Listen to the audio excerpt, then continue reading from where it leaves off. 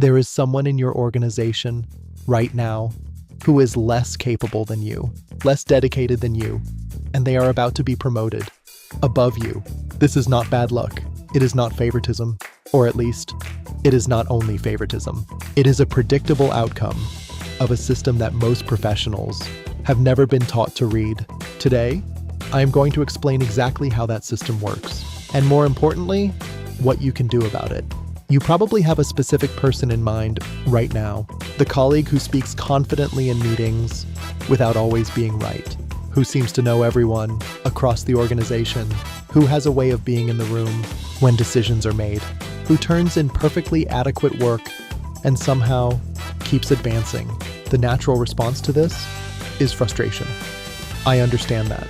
But the more useful response is curiosity, because that person has figured something out, often without even consciously knowing they have figured it out, that you have not. In my previous video on why hard work doesn't get you promoted, I introduced the promotion triangle, the three variables of visibility, trust, and narrative that actually drive promotion decisions. Today I want to go one level deeper, because there are 5 specific behaviors that make someone appear promotion ready, and understanding all 5 is what separates professionals who advance from professionals who plateau. Organizations do not promote the best performers. They promote the people who appear most ready for the next level.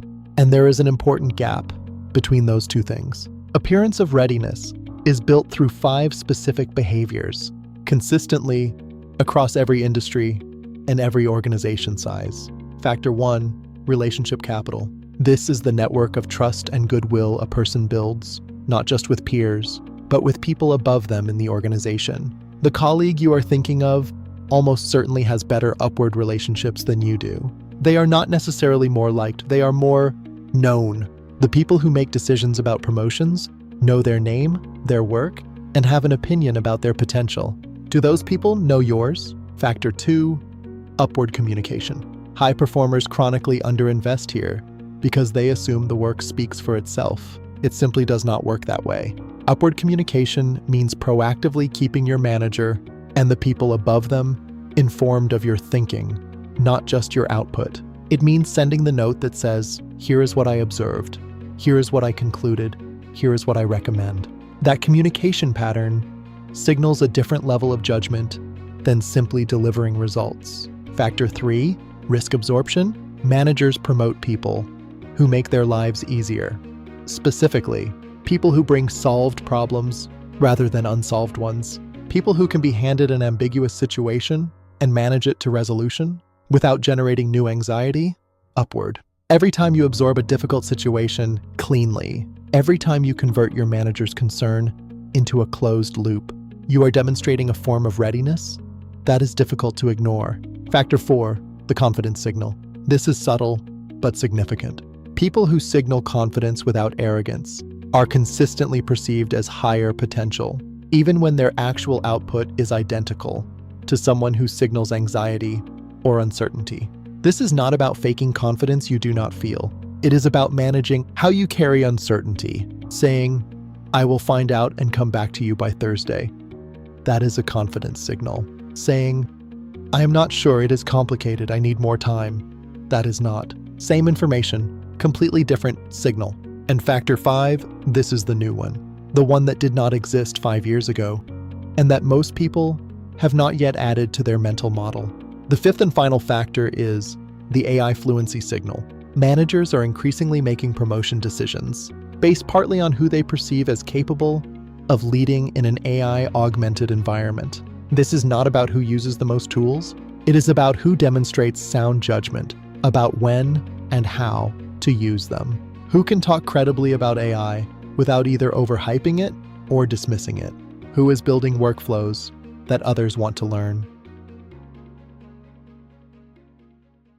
Let me make the AI dimension specific, because I think most people are thinking about it in the wrong frame. The question most professionals are asking is, will AI replace my job?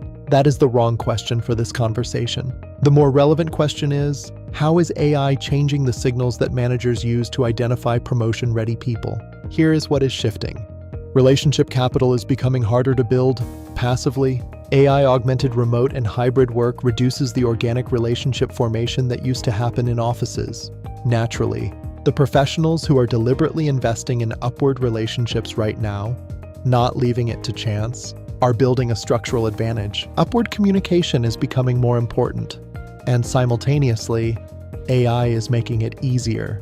The professional who uses AI to synthesize their weekly observations into a clean, well-framed update for their manager is doing something most peers are not, and they are being perceived differently for it. But the AI fluency signal, Factor 5, is the most consequential shift happening right now, and the window for claiming this territory is not infinite. I want you to consider this for a moment. The average performer you are frustrated by, if they have begun visibly experimenting with AI tools, talking about AI with some credibility, positioning themselves as the person their team comes to for AI guidance, they are accumulating a form of relationship and trust capital that is very new and very powerful. It is not about technical depth, it is about visible confidence and credible judgment in a domain that almost everyone in the organization is uncertain about. You see, uncertainty creates authority vacuums. The person who steps into that vacuum calmly, intelligently, without overclaiming, is exercising a form of leadership that organizations desperately need right now. That kind of leadership gets noticed, and it gets promoted. I want to leave you with something practical, a 5-point audit. One question for each factor. I want you to answer these honestly, not optimistically. Question 1. How many decision makers, one level above your manager, know your name and your work? Not just your manager, the people your manager reports to. If the answer is fewer than 2, your relationship capital is underdeveloped. That is specific and fixable. Question 2. When did you last proactively brief your manager on your thinking? Not just an update on a task, but your actual thinking about a problem or an opportunity? If you cannot remember, your upward communication is underdeveloped. Question 3. In the last month, did you bring your manager a solved problem or an unsolved one? The ratio matters. If you are consistently arriving with unsolved problems, you are asking your manager to do your job. Start solving before you escalate. Question 4. When you are genuinely uncertain about something in front of a senior person, what signal do you send? This is worth sitting with. Ask someone who has seen you in those moments what they observe. The answer may surprise you. Question 5. Have you created at least one visible moment in the last quarter where your AI judgment, not just your AI usage, was seen by a decision maker? Not, I used ChatGPT to draft something, but here is my thinking about when and how we should be using AI on this team, and here is what I have been testing. That is a different signal, entirely. Your honest answers to those 5 questions will tell you exactly which factor is costing you the most. That is where to direct your energy. The average performer getting promoted ahead of you is not a mystery, and they are not cheating. They have, often by instinct rather than strategy, optimized for the variables that actually drive advancement. The advantage you now have is that you can do this deliberately. Run the 5-point audit. Identify your weakest factor. Start there this week. If you have not watched the video on why hard work is not enough, you can find it here. And if you want to redesign yourself for AI, watch this video. See you in the next one.